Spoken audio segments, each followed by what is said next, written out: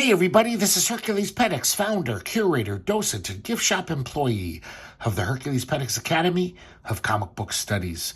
Today we're going to be looking at Northwest Cartoon Cookery, a kind of odd comic from 1995 published by Starhead Comics. And the reason why it's odd is because this is actually a mini cookbook. There's actual real recipes in here from the top cartoonists of the Pacific Northwest at the time. We start off with a beautiful Jim Woodring cover. Bigfoot's eating some poor camper. It's just a great cover. Kind of gruesome for Woodring. We start off with this little intro, which is written by Denny Eichhorn and drawn by Ed Brubaker. Food, Glorious Food. We see Ed Brubaker is drawing himself, and once again, he's eating mac and cheese because he's broke. And Dennis Eichhorn comes in and says, "What are you doing, you idiot? You can eat way better than that for pennies a day if you follow these recipes." I like this, how his spatula breaks the paneled border and is pointing to the contents page here. "Just look at this lineup," he says. And that night, Ed Brubaker dreams of feasts to come.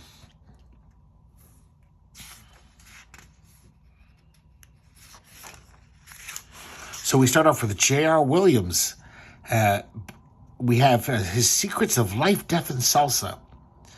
And this is him just telling us about his salsa philosophy. The best way to make salsa. But his recipe is for black bean quesadillas, and then he gives you the recipe for his salsa. With some little illustrations here. I think I read somewhere, wait, am I... So all these illustrations on the recipe pages are by that triangle slash cartoonist. That's their signature, is literally a triangle with a slash through it. It's almost like Prince when he had that stupid icon for his name. And so he does all these little illustrations. I love J.R. Williams cartooning. It just looks funny, you know.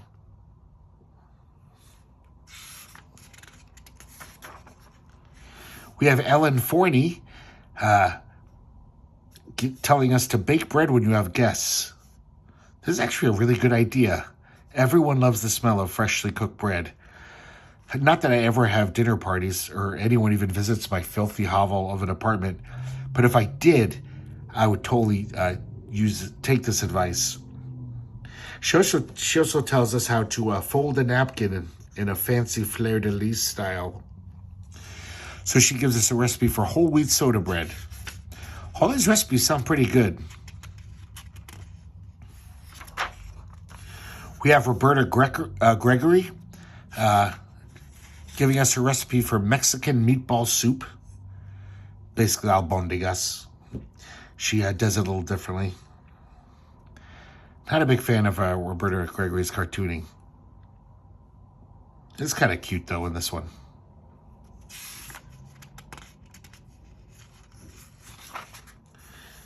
I'm really hungry.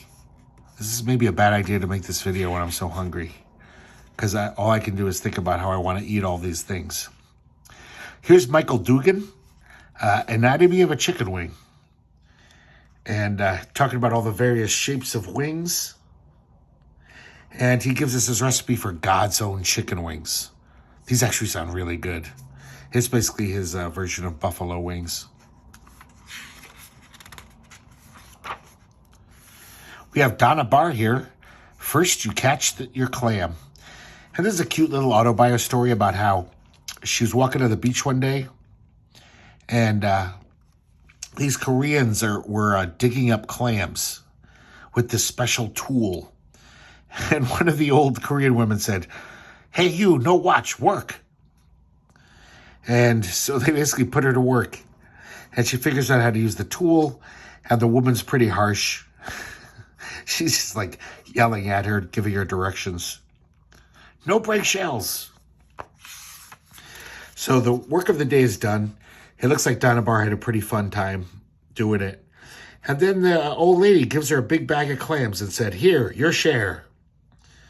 You work, you share." So she runs away nice, all happy.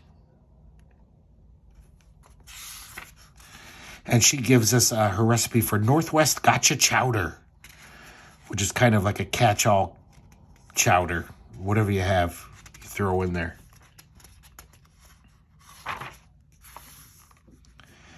So here's a nice Joe Sacco strip, Decline and Fall. And this is just talking about being broke all the time and how hard it is to get a good meal. God, even then, Joe Sacco was so good. This is a really nice looking strip. Yeah, he's not really talking about food as much as he's talking about just his descent into poverty. He's getting closer to being homeless every month, and his debts are growing, and he doesn't want to borrow money from his parents. He gives us a recipe for what the poor eat. It's just basically beans and potatoes and, you know, a little ketchup and salt. I think a lot of us when we were 19 and 20 had that, knew that recipe. Though I always chose rice. I remember in college there was a Chinese restaurant like a block and a half away from my house. And for $1, you'd get a pretty nice sized thing of white rice. And if I had $1, scrape together $1, I'd go over there and that would be my dinner. I'd take as many soy sauce packets as I could. To this day, just plain Chinese white rice and soy sauce tastes so good to me. It's like it's total comfort food. But yeah, that was many nights, that was my dinner. And I got to say, it wasn't bad.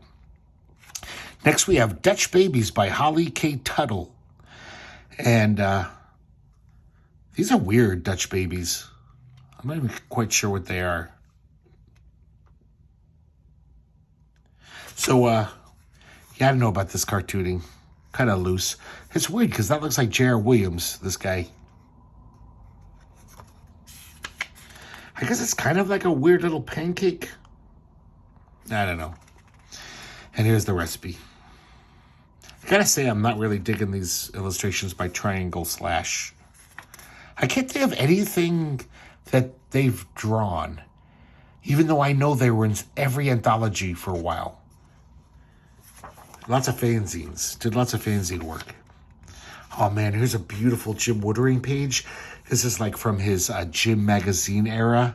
You know, the things that look like weird fake ads. And just it's just high Dada surreal humor and bizarreness. This stuff is, when Jim Woodring used to do these pages, it's just like the diction he uses and the tone, just nobody writes like this. And Snortlement and Crail, turn the flow pad of snot my way, Dad. Nothing like this has turned up on the sidewalk before, and I am the one who found it. Just very weird writing. And look at these beautiful drawings. So just otherworldly. And so he gives us his recipe for garden snails. Escargot. That sounds good. Here's Sherry Flanagan. Smoke the salmon, add it to the pasta. This is such a dumb joke, but every time I look at it, I kind of giggle. Where she's smoking the salmon. And it's smoked salmon pasta. That's the recipe here. That sounds really good. Now we have Dennis P. Eichhorn's recipe for duck blood soup with Pat Moriarty, Jim Blanchard, and R.L. Crabb. I believe Pat Moriarty pencils this, Jim Blanchard inks, and R.L. Crabb does the letters. Man, those Blanchard inks, so distinctive. He's such a good ink slinger. It's just so sharp looking. This sounds disgusting. This is gross. But yeah, I guess it is what it says it is. It's a soup with lots of duck's blood in it. I mean, then they put in pieces of duck, so duck is pretty fucking tasty. So maybe it's good.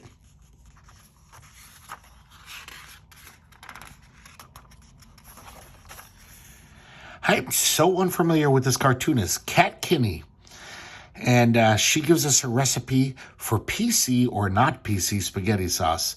Basically, that's her way of saying meat or vegetarian.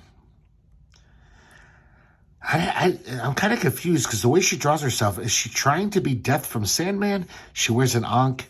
Her hair is styled in that way. Kind of weird. And I guess the meaty version she learned from her stepdad, who looks like this character over here.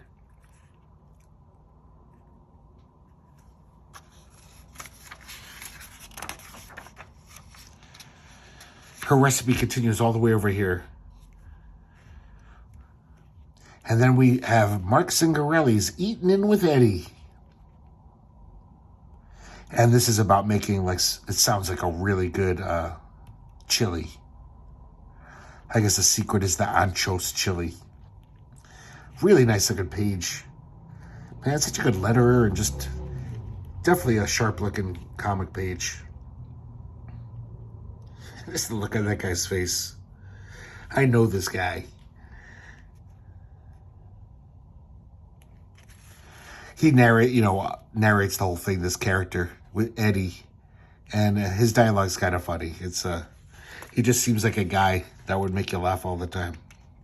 I assume it's Mark Zingarelli's friend. And then we have this back cover. I forgot who painted it. Let's check. It's a painting by Art Penn. And I think Pat Moriarty did this logo. It is what it is. So there you go, guys. Very short episode, because this is a very tiny little comic. Northwest Cartoon Cookery. And I think I found this in a quarter bin. I don't think anyone wants this comic. It's not much of a comic, but I mean, just for that Jim Woodring page alone in the cover, I'm definitely keeping it, that's for sure. And God, the Joe Sacco page is fucking gorgeous. So, yeah, very odd little comic. I wonder if there's any more cookbooky comics like this. It's kind of interesting idea, but also it's kind of a waste of every other page, because I really would rather just see more comics than recipes. So hope you guys enjoyed watching today's video, and I hope to see you next time here at the Herculespetix Academy of Comic Book Studies.